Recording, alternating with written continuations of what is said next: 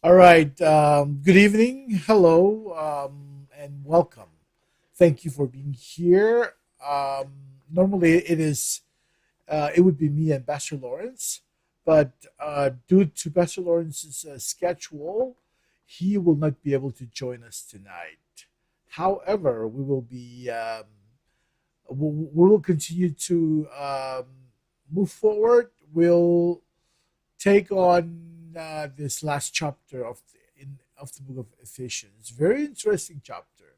So, if I may submit to you to join us, and our Facebook viewers, if you would please share this and like it. I hope that you would like it, that you will actually liking it. So, again, welcome. Thank you for being here. Before we do anything, let's go before God and ask for His blessings upon His word, and especially the teaching of His word. So join me as I'm going to pray. I have a special guest here with, well, he's going to be seeing a special number. So don't go anywhere. Just um, join us as well. So shall we pray? Our Lord and our God, in Jesus' name. Father, we thank you. Thank you for your love for us. Thank you for many mercies. And thank you for the bread of life, oh God. Lord, as we continue with our study, we look up to you. We pray and ask that you ask for the power of your Holy Spirit to shower upon us and speak to us. Your people are here, oh God, especially as we're here online. We ask for your help that whatever that we do here will be pleasing to you, Lord. So we thank you and we pray all this in Jesus' name. Amen. Amen.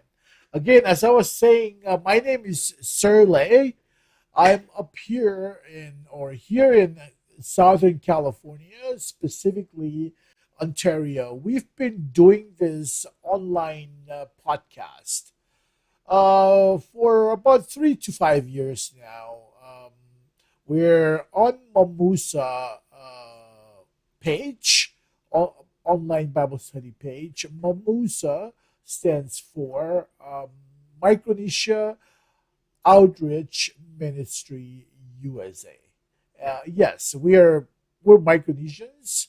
We are first and foremost we reach out to our own kind, and that does not mean that we don't reach out to any others. We have been intermingling with other ethnic groups.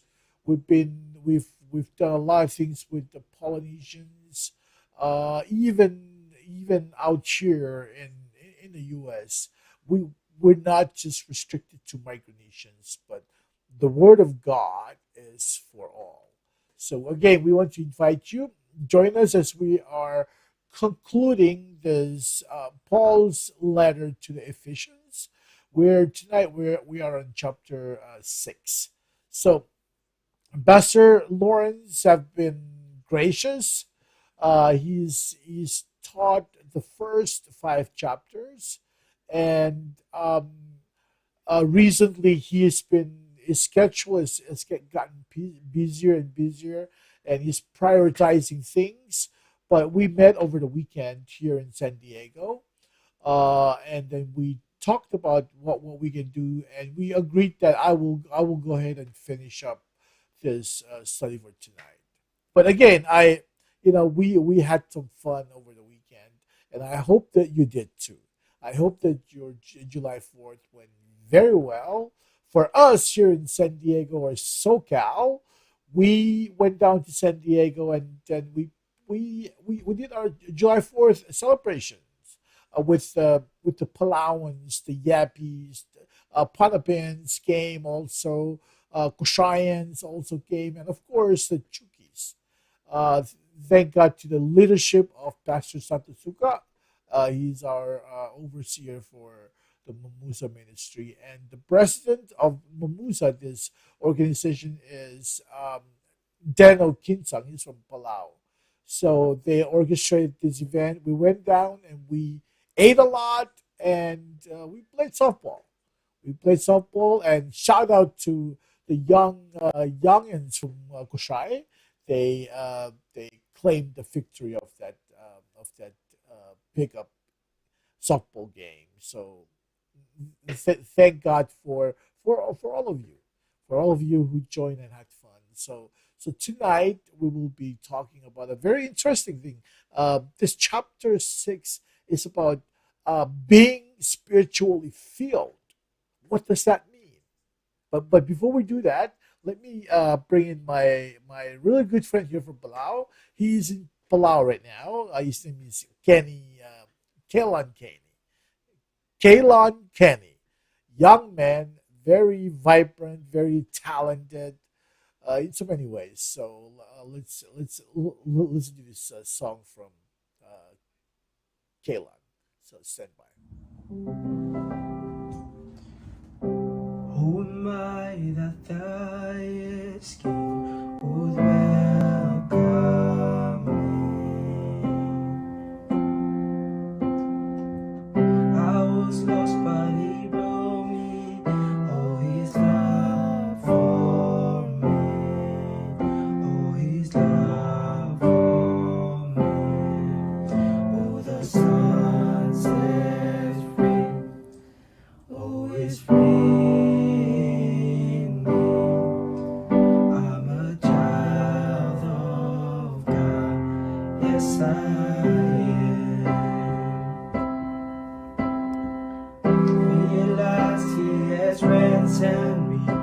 His grace runs deep. Oh, I was a slave to sin. Jesus died for me. Yes, He died for me.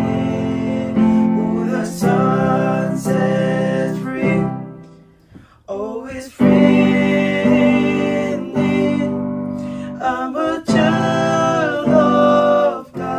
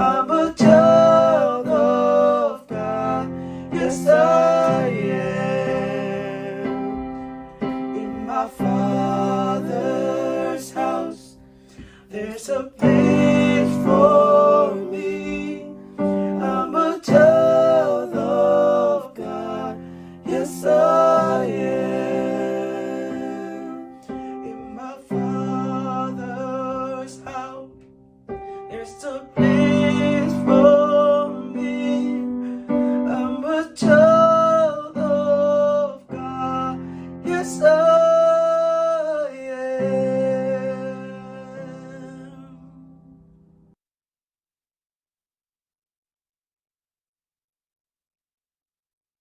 All right, that was Kalon Kenny from Palau, a very talented young man.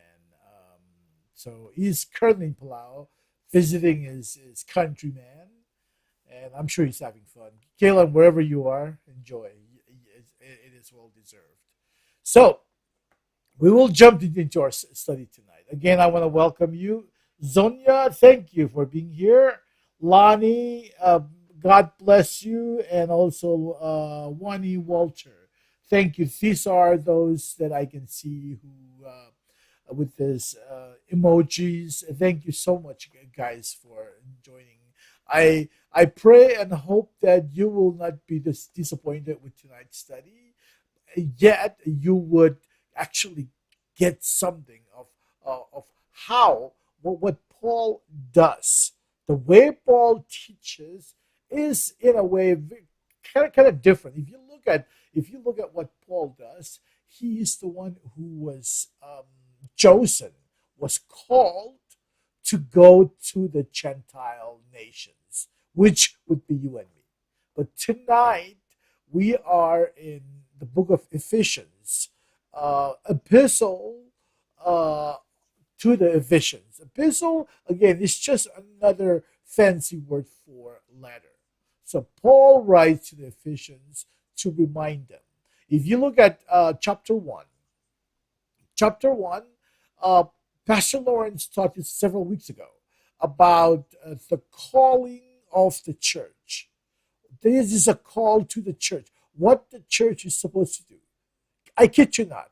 If we the church today, we read the Bible and we apply it in our lives, we do what the Bible says, as Paul was writing to the Ephesians, this would be a better world.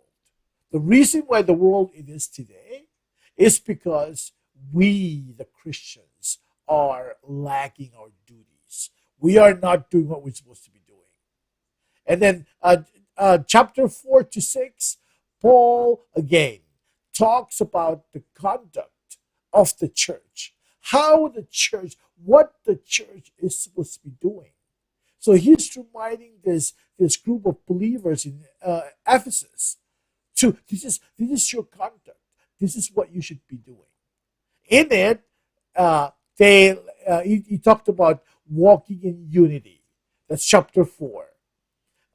Chapter 4 talks about walking in holiness. Chapter 5, walking in love. Now, think about those three: walking in unity, walking in holiness, and walking in love. If you read chapter 4 and chapter 5, you would understand what it is like to be united. See, um, what brings people together is commonality. What is our common denominator? See, like the past weekend, we got together because number one, we identify us as believers. It doesn't matter whether you're from Koshai, from Palau, from Yef, from Pohnpei, or you're Caucasian, or does not matter what background you come from. But if I can identify us as one, that is what's called unity. And holiness is what brings us together. With love, it seals all these things that we struggle with on a daily basis. And then chapter 5 again talks about walking in light, walking in wisdom. Think about these things if you and I apply to it today, or we teach our children how to walk in love, walk in light, and walk in wisdom. One thing that you and I must know, or should know, is that wisdom only comes from God. What the world has for us today, yes, it may sound or appear it may appear impressive, but I can tell you that it doesn't last long. And this last week, Pastor Lawrence also talked about wives and husband. Now, there was a stat that went out about, I want to say, 2 3 years ago, and the stat shows that 50% of of Christian marriages are, or 50% of Christians, they have gone through divorce. Now think about it. If you go to church and there are 100 people, 100 churchgoers, according to the stats, 50% of those people will have gone through divorce. Now think about how sad that that statistic is. It's pretty. That's terrible. What that means is, oh, we are not doing what we're supposed to be doing. See, if you know the Word of God, if you know the love of God, if you experience the love of God in your life, and you know what God can do and what God has done in your life, and you don't share that to others, you've shortchanged others. So this is one reason why the world it is what it is today. It's because us Christians, we have not been doing, carrying our load. We have not been sharing the love of Christ. So tonight, tonight we are going to be talking about, there's two main groups. The first group is the relationship between children and parents, and also slaves and master. It is if you come to think about it, about this is pretty interesting. How this come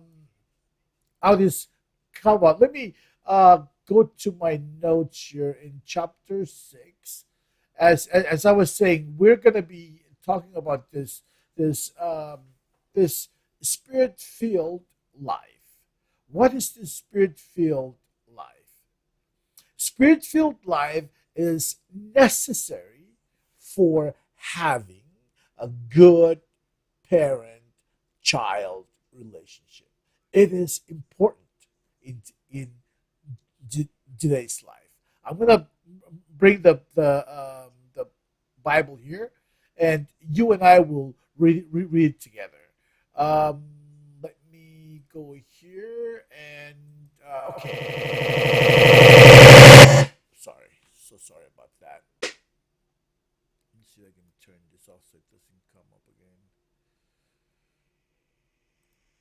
Okay, so if you look at first, we will read verses 1 to 3, and verse 1 reads, "Children, obey your parents in the Lord, for this is right. Honor your father and mother, and this command is a promise, so that it may well with you and you may live long on earth." Now think about this passage here. This passage also talks about or is brought up in the Old Testament. Exodus chapter 20, verse 12, and Deuteronomy 5, verse 16. Now this is, mind you, this is over 6,000 years before, thousands of years before this Paul wrote this in the New Testament. And it's almost over 6,000 years now, and still applies to you and me today. Honor your father and your mother, children. You know, one of those things that this is one of the promises with immediate blessings. You do that on earth, you will see the result of it. See, one of the things that I've watched throughout my 51 years on this earth was that I see how many people are blessed. Some of my friends are like grandparents and soon to be great grandparents. That is an awesome thing. That is an awesome thing to be grandparents. And I seen some great grandparents who live long enough to see their posterity, to see their children's children's children. That is an amazing thing. And I kid you not, I bet you, if you went up to that individual and you just kind of interview him and ask him, I bet you one of the things that he will reply to you was, "Oh, when I was a kid, when I was a child, I obeyed my parents." This is one of the things with immediate blessings. So we'll this is not good at all. This audio, but bear with me. I'll try to catch it so that way it it doesn't ruin you, or it doesn't distract you guys that much. So let's go to verse 4. Verse 4 says, "Father, do not provoke your children to anger." How many times? How many times have you seen a parent who like to provoke his child just so that others can laugh with them? So many times parents do this. The Bible, which is the absolute truth of life, tells us that, Father, do not provoke your children into anger, but bring them up in the discipline and instruction of the Lord.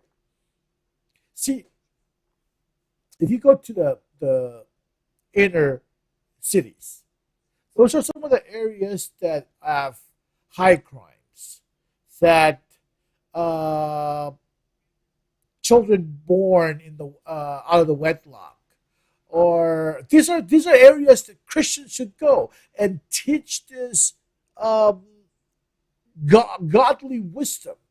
These are some of the things that we have to do. If we see with the broken homes, when these children are grown, they are going to um, challenge the laws. They're not going to respect the laws because, number one, in their homes there is no respect being taught in their homes, and it is not their fault. It is our fault for knowing and not doing, not helping them with. How are they going to know these things if we don't preach it, if we don't share it? What we really should do, Christians, is that we should stop judging others. We should stop lining ourselves with others and say, "Oh, look at this is where I am. This is where you are." We should stop that. But what we should do is we should have humility in us. Study the Word of God first. Live it. Allow the Word of God to soak within you. Then you go in and share it. Don't just read it and go and share it. So the problem in this world today is because the lack of teaching the Word of God. It is very interesting that you and I should really pay attention to this. And then in this next group of verses, which is verses 1 to let's look at verses 5 to 9. Verses 5 to 9, we're going to be talking about masters and slaves. So let me go over to this, and I'm going to try to catch. There you go, perfect. So we will read verses 5 to 9, and then I'll talk about it. First 5. I hope that you have your Bible with you too. So this talks about, the first set was between children and parents. Now we're talking about slaves and masters. So it says, slaves, obey your earthly masters with fear and trembling, in singleness of heart, as you obey Christ. Do not only while being watched, and in order to please them, but as slaves of Christ, do the will of God from the heart. Render service with enthusiasm as to the Lord and not to men and women, knowing that what knowing that what with him there is no partiality. So this passage here, again, Paul here is this, then discuss this group, whereas the first group, slaves and I'm sorry, children and parents, whereas the first group, um, this directly involved with family relationship. So if you, as I was saying in the earlier chapter, husband and wife, parents and children, these two groups that Paul is referring to from chapter 5 and beginning of chapter 6, these two groups, he's saying that these are direct relationship to a family. Now, think about how important these first two groups are. And you do this in your homes. And then what you do after that is when you're out there, is this part that is talking about slaves and master. It is important for us to understand that when we're out there, the slaves out there do things, do it as if they're doing it unto the Lord, with enthusiasm, and give it their best. See, if this is what we do out there, and so again, the thing I want to focus on is to get this world to be a better place. And this starts with you and me. It starts with how we obey the Bible, how we understand the Bible and obey it. It is critical. And when we're out there doing our responsibilities, we do our jobs, we give it our best with enthusiasm, as if we do it unto Christ Himself. I'm sorry. It is important. It is important for us to know that when we carry ourselves, we must do what is right. We must do it as if Christ was sitting right next to us as we're doing it. And the same thing for the masters. If you are a manager, if you are a supervisor, if you are an overseer over other people, that's what this passage is saying. Do not threaten them, but treat them justly. Treat them with fairness. Treat your employees right. Because when you treat them right, they will serve you better. Why must we do this? Because we have one master in heaven. And this master in heaven comes with and does not show any partiality. So we're going to continue with we just read verses 9 and let me see where we are, and verse 10. Oh, let me bring this over, and I'm going to try to be quick. Not too. There you go, got it. Verse 10 says, "Finally, be strong in the Lord and in the strength of His power. Put the whole armor of God, so that you may be able to stand against the wiles of the evil. For our struggle is not against enemies of blood and flesh, but it is against rulers, against authorities, against cosmic power of this present darkness, against spiritual force of evil in the heavenly places." Now, let me talk about this a little bit. When Paul refers to this authorities, this cosmic powers, this present darkness, this spiritual force, he's referring to the higher, that's between heaven and earth is where the evil spirit is, where demonic spirits are. So remember in the book of Daniel, when Daniel prayed, and God heard Daniel's prayer over several weeks. After God heard his prayers, He he answered his prayer as his prayer was coming down from heaven to earth.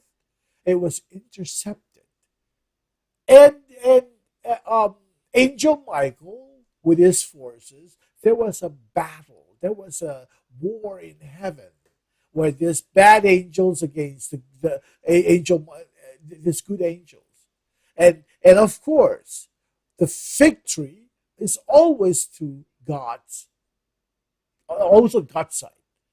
So after the several weeks of this war, Angel Michael defeated this evil spirits. Then this prayer then be carried to Daniel. And while Daniel was waiting for the prayer to be answered, he didn't give up. He didn't go and do other things, but he waited. He waited. He continued to pray for several weeks until the prayer was answered. And this is what you and me we face on this earth. But again, remember one thing that is very important. According to 1 Corinthians 10:13, God allows temptation to come to you, and He knows that you can overcome it. And before you fall into into sin, He will also provide a way for you to go under it. Keep in mind that He does not remove this temptation. He does not remove this from you, but He provides a way for you, a way out. So every time I read this, what I'm struck with is that when I decide to commit sin, that means I am deliberate. That means God gave ways, God gave opportunities for me not to commit that sin, but I ignored all of those things that God gave me and fell right into that sin. There's no excuse. There is no excuse for those people committing sin. There is absolutely no excuse because God told Paul, and he wrote to the Corinthians and told them these things, that there is no temptation that you cannot handle, that I, God, sent your way. And before you even fall into it, I will provide a way out for you. We are so blessed by this God. This loving God just doesn't just leave us be. And then continue on with this reading, verse 13. Therefore, take up the whole armor of God so that you may be able to withstand on that evil day, and having done everything, to stand firm. And verse 14, let me go to my verse 14. Where is verse 14? I lost my place. Sorry. Stand therefore,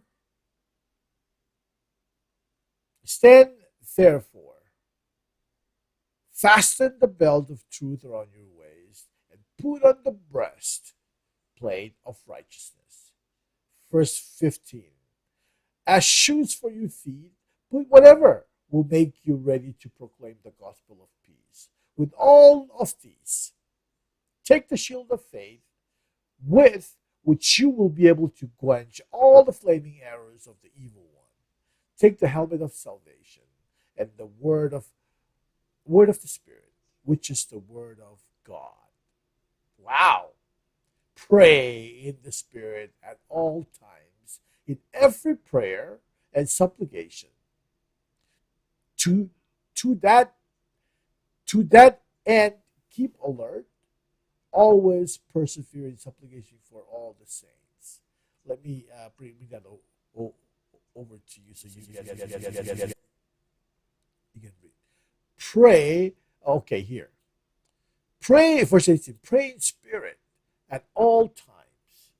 Pray in spirit at all times. In every prayer and supplication. To that end, keep alert. Don't just close. Keep alert. And always persevere in supplication for all the saints.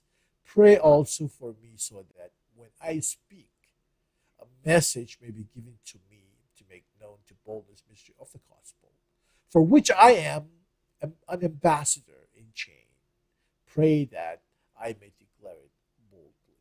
So Paul is writing to the Ephesians, telling them what to do, reminding them of what they can do. And at the same time, he asks them to pray for him. The same thing that as a man of God who preached the word of God, I'm sitting here online, or my brother, Pastor Lawrence, or Pastor Sardo, or Deacon Tresco, or Brother Frank, or um, those that we associate with in this ministry. We always covet your prayers because we are human like you.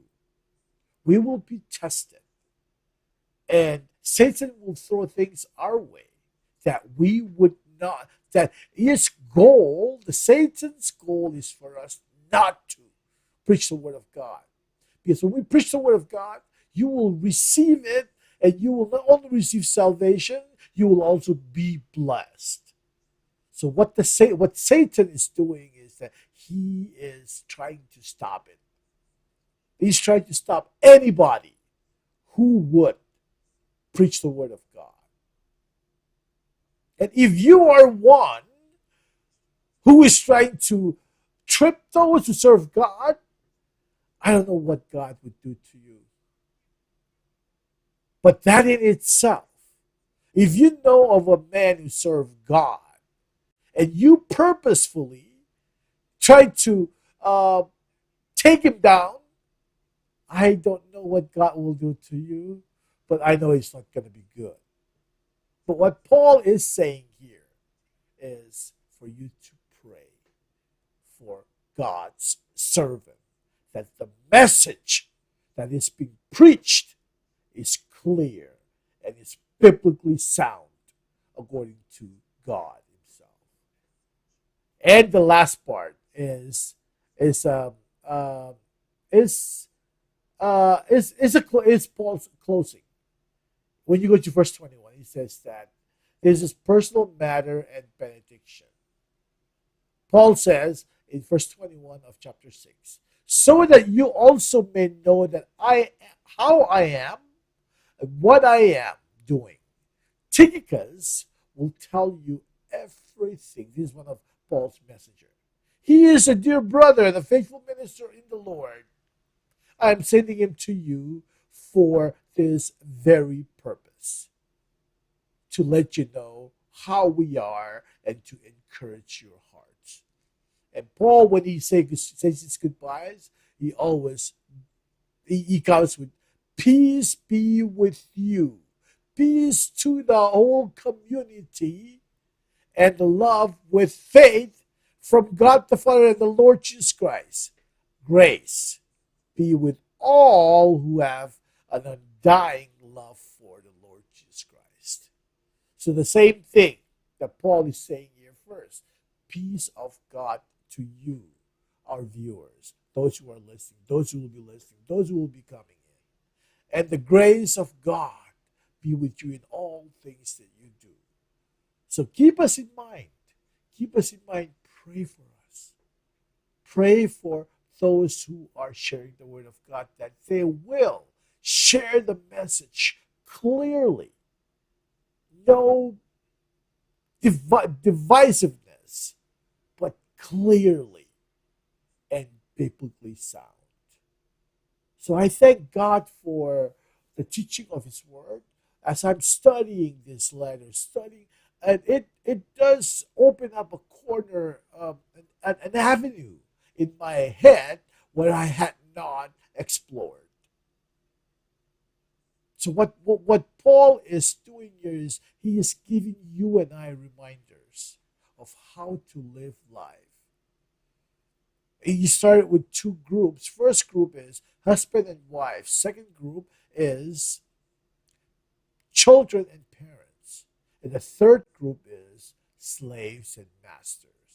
So if you look at the first two groups, they the two groups, they're directly impacting family relationship. And the second group, which is slaves and masters, this is your place of work. This is where you and I are every day. Give it. Give it your best. Give it all you can as if you do it unto the Lord. And parents, stop provoking your children. Husband, love your wife. Wife, obey your husband. And the word obey your husband, it's not just one way. It says, husband, love your wife, like as Jesus loved the church. What is this love that we're talking about? The example is what Jesus did on the cross. That Jesus, loves the church so much that he is willing to put his life for the church. Therefore, church, obey Jesus.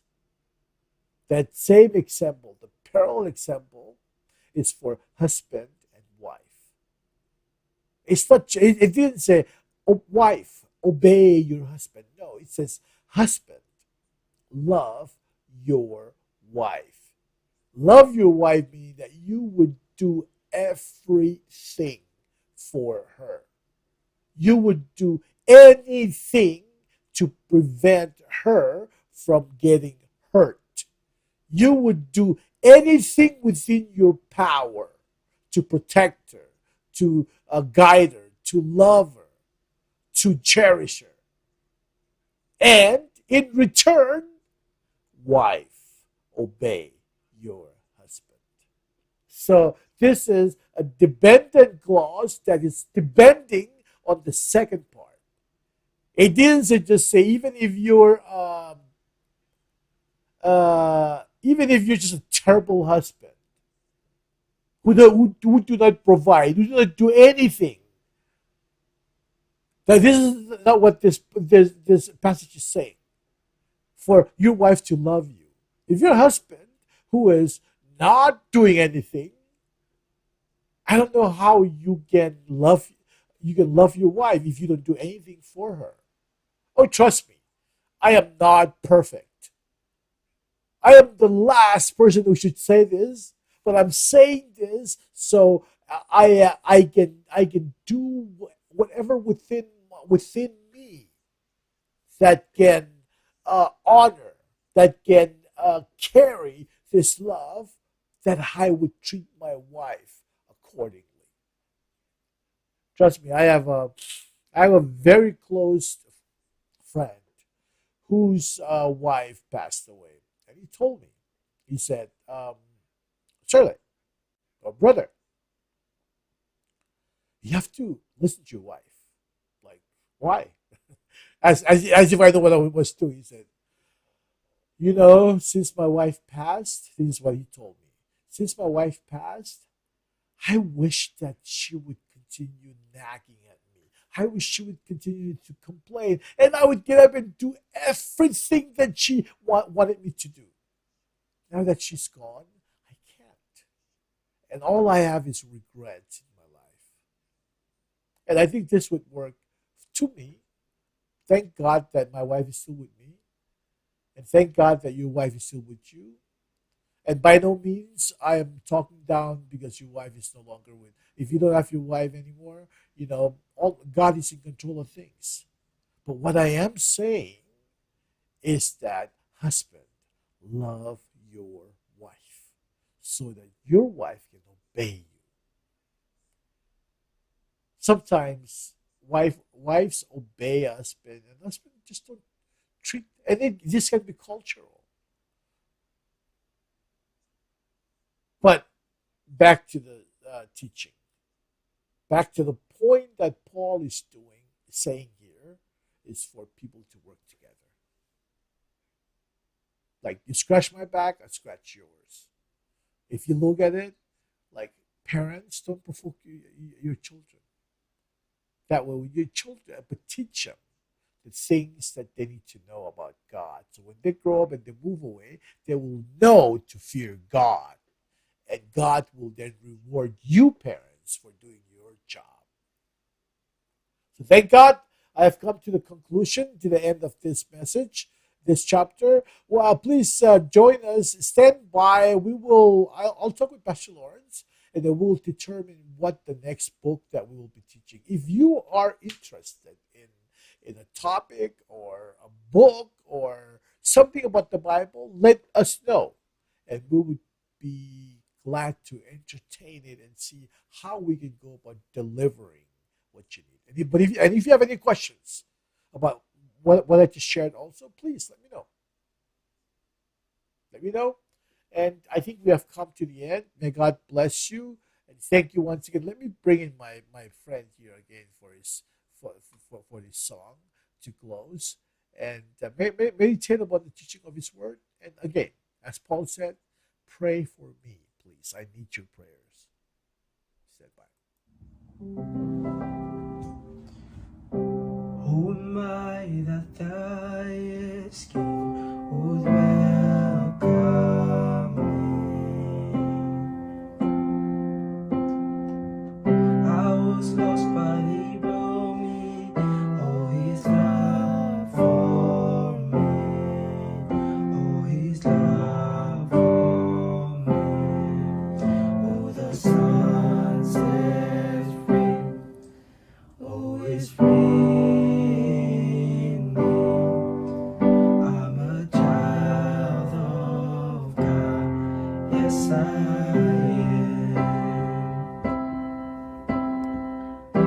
Realize He has ransomed me. His grace runs deep. Oh, I was a slave to sin. Jesus died for me. Yes, He died for me. Oh, the sun sets free. Oh, it's free indeed. I'm a child of God. Yes, I am. In my Father's house, there's a place for me. I'm a child of God. Yes, I am. I am chosen, not forsaken. I am who you say I am. You are for me, not against me. I am who you say I am. I am chosen, not forsaken. I am who you say I am. You are for me, not against me. I am who you say I am. Yes, I am who you say I am. Who the sun set free. Oh, it's free indeed. I'm a child of God. Yes, I am. In my Father's house, there's a place for me. I'm a child of God. Yes, I am. In my Father's house, there's a place for me. I'm a child of God. Yes, I am.